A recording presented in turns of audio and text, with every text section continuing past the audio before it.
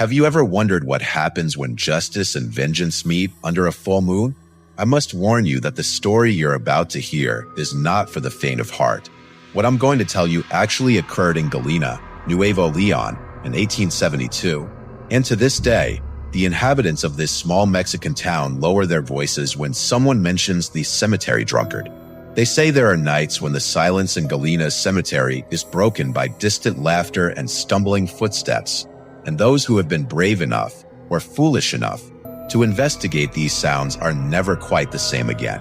But to truly understand this story, we must go back to that fateful night that changed everything. The town of Galena had always been a quiet place, where merchant wagons and horse riders marked the passage of time. In those days, news traveled slowly and strangers were rare. However, in the spring of 1872, a series of macabre events began to shake the peace of its inhabitants. It all started with the discovery of several profane acts in the local cemetery: desecrated graves, dark rituals, and objects stolen from the deceased.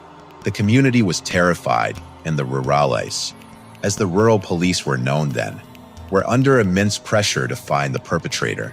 After weeks of investigation, they finally managed to capture the culprit, an outsider who had arrived in town months earlier, presenting himself as a seller of remedies and ointments. No one suspected that beneath his common appearance lurked an individual capable of committing such atrocities. The evidence was overwhelming, and the trial was swift.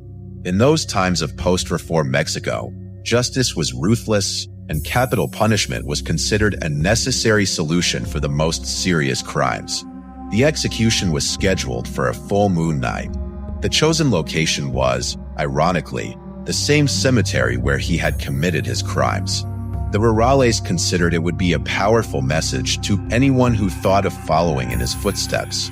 What no one could foresee was that fate had prepared a macabre twist in events. That same night, Jose Martinez, a well-known town drunk, had decided the cemetery would be a good place to sleep off his intoxication. It wasn't the first time he had done this. The townspeople were used to his eccentricities. Jose was a kind man when sober, though mezcal turned him into an erratic wanderer. That night, he lay down on an ancient tombstone, using his hand-woven serape as a blanket, completely unaware of the events about to unfold. The firing squad arrived shortly after midnight, their torches casting dancing shadows among the wooden crosses and limestone tombstones. The full moon bathed the cemetery in spectral light, and the wind whispered through the cypresses as if trying to warn of the imminent tragedy. As they prepared the condemned man for his execution, the noise woke Jose from his drunken slumber. What happened next was etched into the collective memory of the town as one of the most terrifying nights in its history. Jose, disoriented and stumbling, rose from the grave just as the rurales were about to give the order to fire. In the spectral twilight, his figure emerging among the tombs, with his serape waving in the wind and his erratic movements, created an image that froze the blood of those present. The rurales, prey to panic and the superstition so common in those times, opened fire without thinking twice. Their minds, clouded by fear and the stories of the undead that abounded in 19th century Mexico, couldn't rationally process what they were seeing. The bullets from their muskets tore through Jose's body, who died without even understanding what had happened. His blood mixed with the sacred earth of the cemetery, and his last breath was lost in the night, taking with it the possibility of any explanation. The condemned criminal, witness to the whole event, began to laugh hysterically, a laugh that would soon turn into screams of terror, because what no one knew was that the real nightmare was just beginning. The following days were a whirlwind of confusion and guilt in the town. Jose's death was recorded in the parish books as a tragic accident, and the rurales involved tried to go on with their lives. But something had changed in Galena's cemetery. Night watchmen began reporting strange sounds, drunken laughter that seemed to come from everywhere and nowhere at once, stumbling footsteps that left no traces in the earth, and a persistent smell of mezcal that appeared and disappeared without explanation. The first rurale to experience the drunkard's revenge was Sergeant Ramirez, who had given the order to fire that night. A week after the incident, he began seeing Jose's figure on every corner, in every shadow cast by candlelight. His colleagues found him one morning in his house, huddled in a corner, mumbling about laughter and footsteps following him.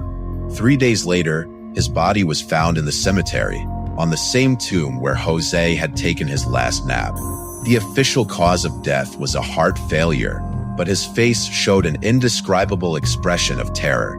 One by one, the rurales involved in Jose's death began experiencing similar phenomena. Some resigned and left town on horseback, others succumbed to madness, and still others were found dead in mysterious circumstances, always with the same smell of mezcal permeating their clothes. The criminal who had escaped death that night suffered the worst fate. For months, he lived tormented by appearances of the drunkard, who followed him day and night, whispering in his ear words that no one else could hear. The townspeople saw him wandering the cobblestone streets, talking to himself, begging forgiveness from a ghost only he could see. On a full moon night, exactly 1 year after the incident, his body was found in the cemetery, surrounded by empty mezcal bottles. The town doctor declared he had died of hypothermia, although the night had been unusually warm. Since then, Galina's cemetery has become a place where the living dare not remain after nightfall.